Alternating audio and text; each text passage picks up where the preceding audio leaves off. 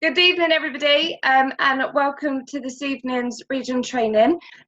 Today is the 18th of June and it's Father's Day, and it has been really sunny, so I hope everybody has enjoyed themselves today.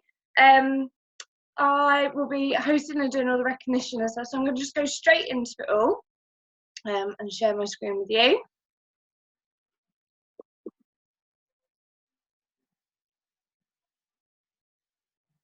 Okay.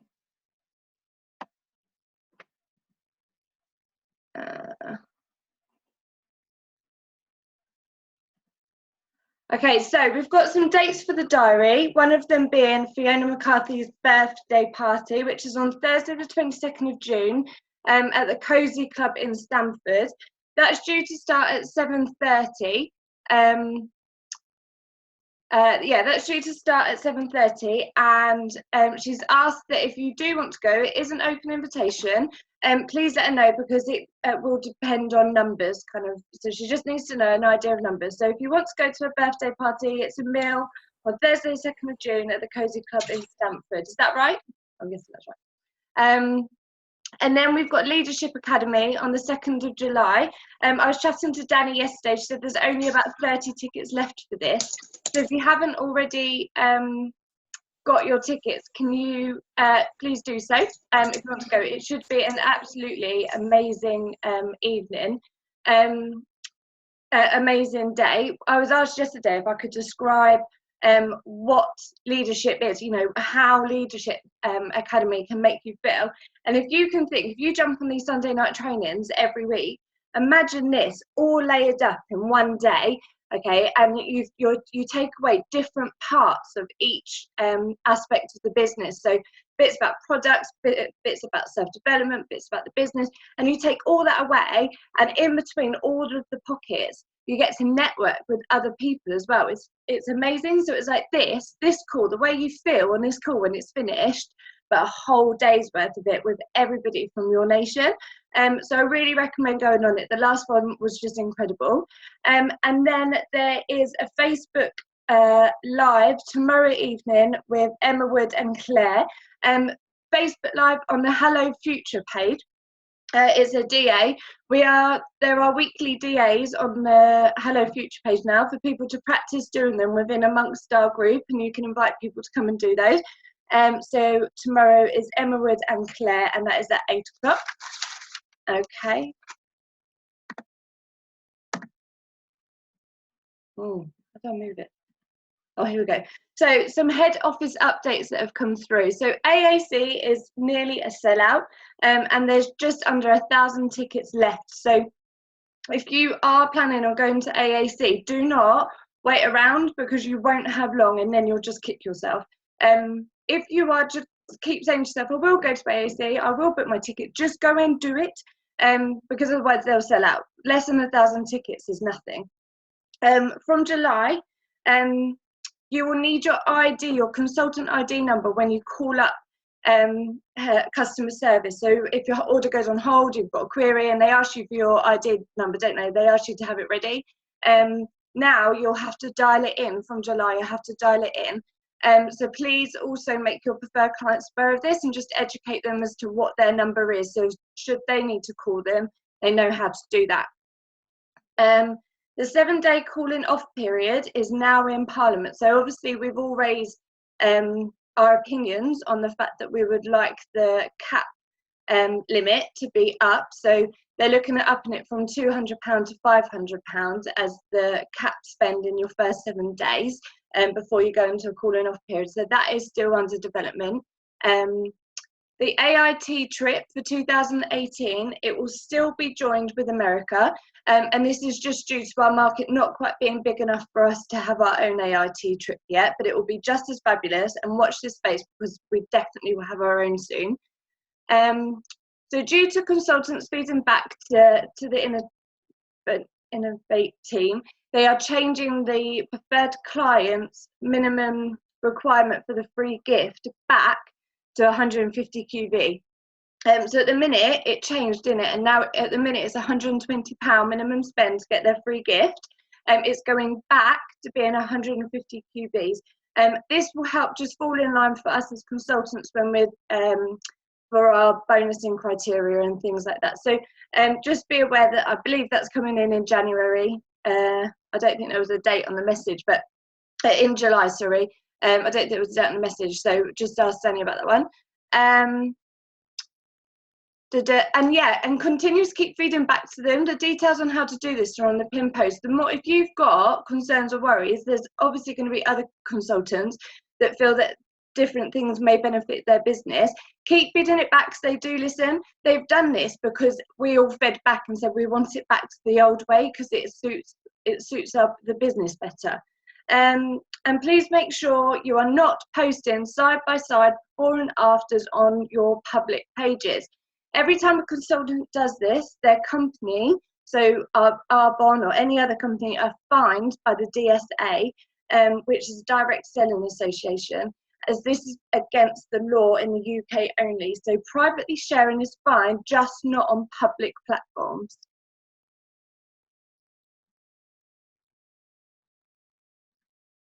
Okay, so we'd like to welcome some new consultants this week. So you have all been busy. So we have, please forgive me with my pronunciation. I find reading hard enough at the best of times. So Sasha Bennett, sponsored by Claire Slaney. Kate Tozer, sponsored by Caroline Stalker. Jenna Morley, sponsored by Claire Grayson. Richard Young, sponsored by Emma Young. Sarah Dutton, sponsored by Carol Sutton-Houghton. Michael McGrath, sponsored by Lucia Della Nathan Fanini, Vicky Bamford, sponsored by Katie Hewlett. If you have and you sponsor new consultants, make sure in the week that you let your area managers know so that they can let whoever's hosting the region training ready for recognition on the Sunday. So recognition, I was so excited when I realised that my call would be the call with the Roger Bannister Achievers on. I was like uber excited because this is such a great recognition to achieve. To maintain your title halfway through a month is just incredible. So I am like jumping up and down whooping. For Jane Brown, just amazing. Maintaining your district this month is just incredible. Halfway through the month, so well done.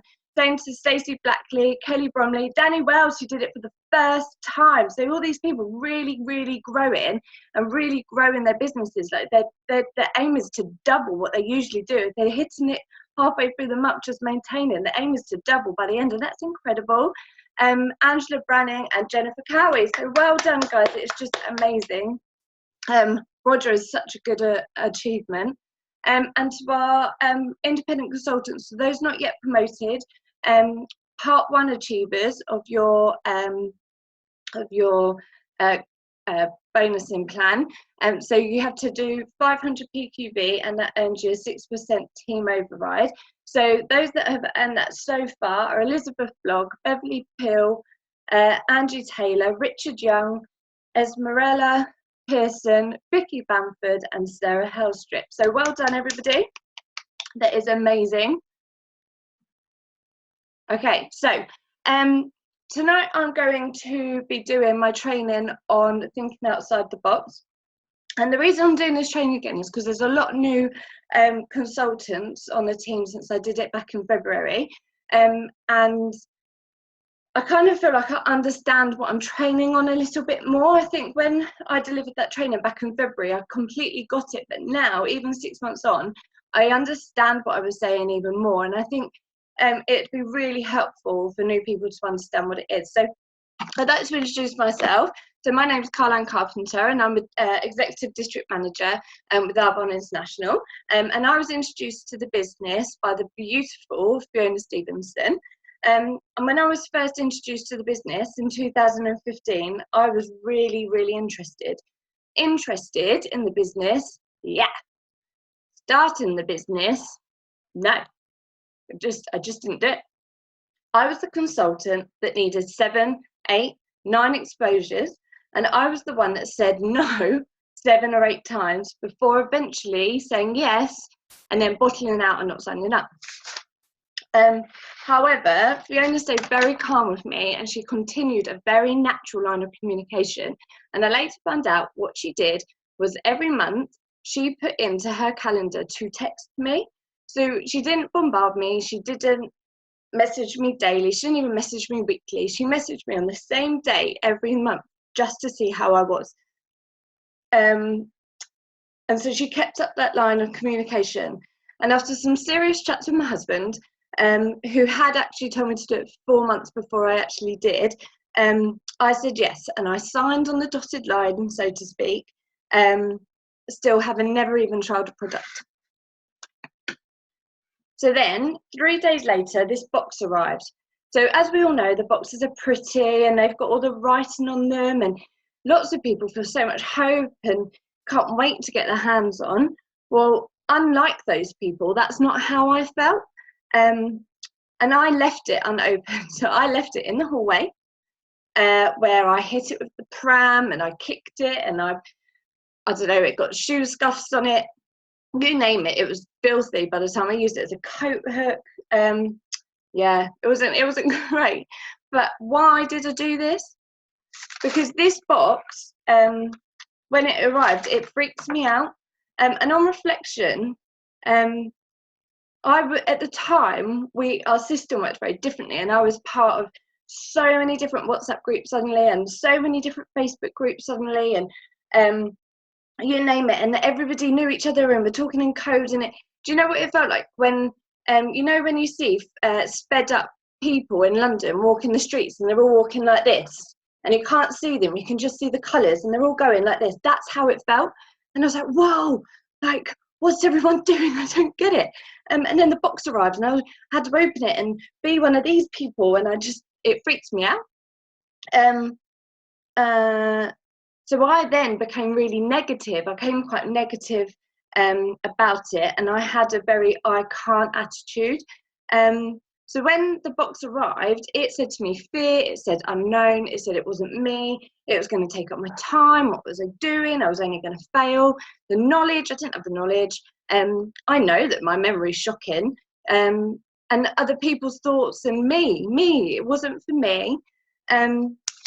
So until this was all fine, and this is how I felt. So that's why my box remained in the hall, and I was happy with that, and I carried on my day.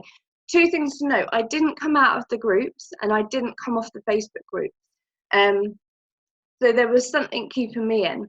And it wasn't until I was on holiday with my family a couple of months later that I had that kind of aha moment, that light bulb moment.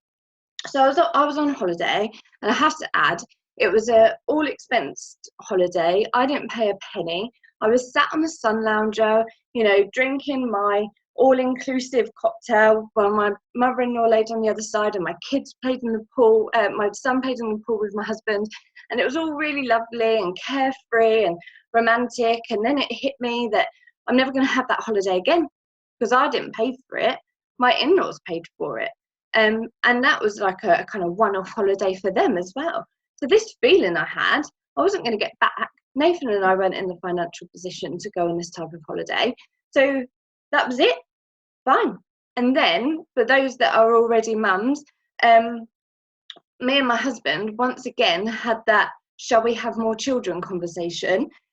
Shall we have another one chat? And actually that evening we decided no, because we weren't in the financial situation to have another one, and the position that we were at there and then meant that we could offer Harry, our eldest, the life that we wanted to, but we wouldn't be able to support another one. So we made the decision not to have another baby at that time. And this really sat uneasy with me, because I never wanted to be, if I could help it, a mum of just one. I always wanted to. I'm a mum of I'm one of 6 siblings. So when I was lying on the sun lounger, I thought, how can I make my life better and make these feelings change? And that's when it hit me, because still sat in the hallway, in the box, in the corridor, in my house, was the box with the answers, except when I looked at it originally, it said fear, and it said unknown, and it said not me, and it said time. It said what was I doing, and knowledge, and fail. What it should have been saying to me was hope, be more, success, financial rewards, dreams, time, achievement, helping others. They're all the things that box should have said to me when I first opened it. So why does this matter? Okay, so what I want you to do is now in the chat, I'm going to open the chat up so I can see it. In the chat, just for a couple of seconds, I want you to write down what that box meant to you when you first got it. Now, it can be anything. If when you first got that, you felt scared by your box, that's okay, because it's really important to share that that's a normal feeling. If you were excited about getting that box, great, share that, because that's a really normal feeling. But the idea is that we want to make it so that we enjoy that box when it arrives, and that if you did open that box when it first arrived and you were excited and you couldn't wait to start your business and you were ready to go, understand that the consultant that you're about to sponsor might not feel the same way, and you need to learn how to help and coach them feel the way that you do and feel the way that you did. So just take a couple of seconds now to write down, and then I'll carry on.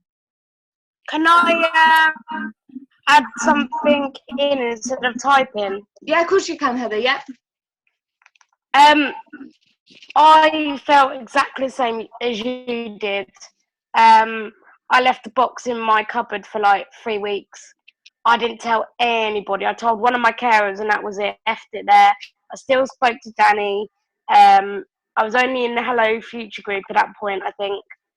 And then I don't actually remember what changed, to be honest, but I think I might have been talking to someone about it, and they was like, "Oh, have you got some samples then?" I was like, "Yeah, I've got some samples, and I've got some catalogues."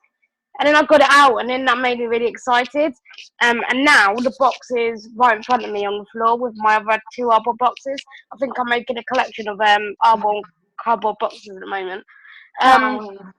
But yeah, no, I felt exactly the same. I thought, I'm never going to succeed at this, because it's a great business, and as I was saying earlier in the other training, and going to one-to-ones and doing Discover Our Bonds, that's brilliant, but I knew that wasn't going to be me, because I'm not able to get out all the time, and I sometimes struggle with sleeping and all that sort of stuff. So I knew that I needed another way if I was going to make this business a success. So that's why I'm doing attraction marketing, and I'll obviously do some training on it once I finish the course. But there is always another way around it, and I felt exactly the same as you. Oh, well, thank you for sharing that, Heather. But it is a normal feeling. It is really, really normal. So while everybody else is still writing about how the box made them feel, it's just putting it out there. There's no right or wrong answer. I just wanted to tell you what happens though when you have those negative thoughts initially. So because I started negatively, I spoke negatively, almost as a defense. So and that's what we do out of fear. That's certainly what I do out of fear. And the best thing I ever did to change my perception on what receiving the brown box was, I needed to change my mindset. And to help me change this, I actually started to read the I Can book. And this is what's helped me identify where I went wrong at the beginning. I can't do it there. Right, it's not moving. Oh, that's crashed. So you've done yours. So I Can. So I read the I Can book by Richard McCann, and I really strongly recommend this book to anybody that has been sponsored and knows that they say I can't. And the first thing that you'll say I can't do is you'll say, oh, I can't really stand self-development books, don't really need it. You're an I can't person. I was that. I don't need self-development. Oh, I can't read. I haven't got time to read. I don't enjoy reading. There are audios, by the way, so listen to audios instead. So I really recommend the I Can book, because he's really true. And he gives you little exercises, and he tells you little stories about other people that said that they can't. Actually, they go beyond they go beyond themselves to prove that they can, and they do some of the most remarkable things. And when you actually scale it down, what you're about to do is quite small in comparison to what some other people said that they can't do and then achieved.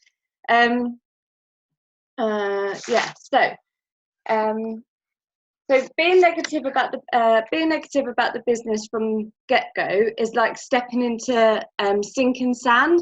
You know, like when you step in and you're in, and then you can't get your foot out. You start going a bit deeper and a bit deeper, and then something else gets stuck, and then your other foot gets stuck, and then your elbow gets stuck, and you're sinking. You won't get anywhere because you're being negative. You know, you're telling yourself, I can't.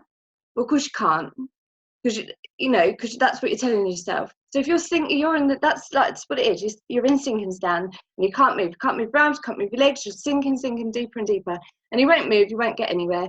You'll make your negative the reality. You'll quit.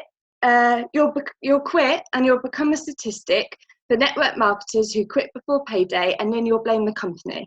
As consultants, we need to train ourselves to channel a naturally negative Nelly to viewing themselves with an I can attitude. Don't not sponsor somebody into the business just because they're slightly negative. Negativity is a defense mechanism. Be the person to help them change that and make them a better part of themselves.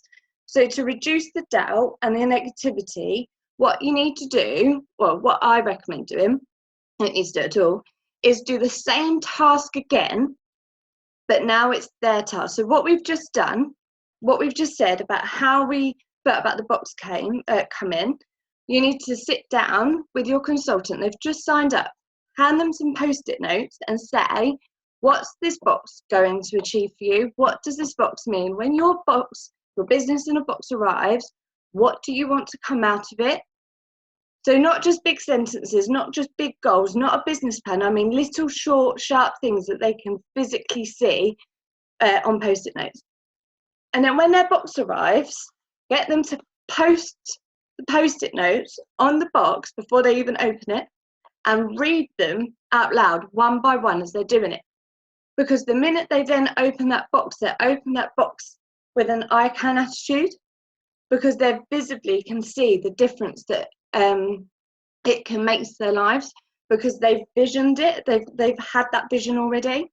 So to all the new and existing consultants, you may not have felt this way, and you may not feel this way when your box first arrived, but at some point, some level of doubt will creep in. That might be in 2 days of starting your business, 2 weeks, 2 months, 2 years. By doing this exercise, bring your box down and reread all of those post-it notes. Re-understand when you first got that box, what it was that made you carry on doing that business. So that really, I realised it's quite short, sharp and sweet this evening. That is my whole training this evening, just on understanding your box when it arrives and understanding your new consultants' mindsets as well, and helping them love the box, as silly as it may sound. So I want to thank everybody. Stop share. Thanks everybody for jumping on this evening and listening to my training, and I'll let everybody get off back to their partners and the dads and everybody to carry on celebrating Father's Day, and hopefully I shall catch up with you all soon. So thank you very much everybody. Bye.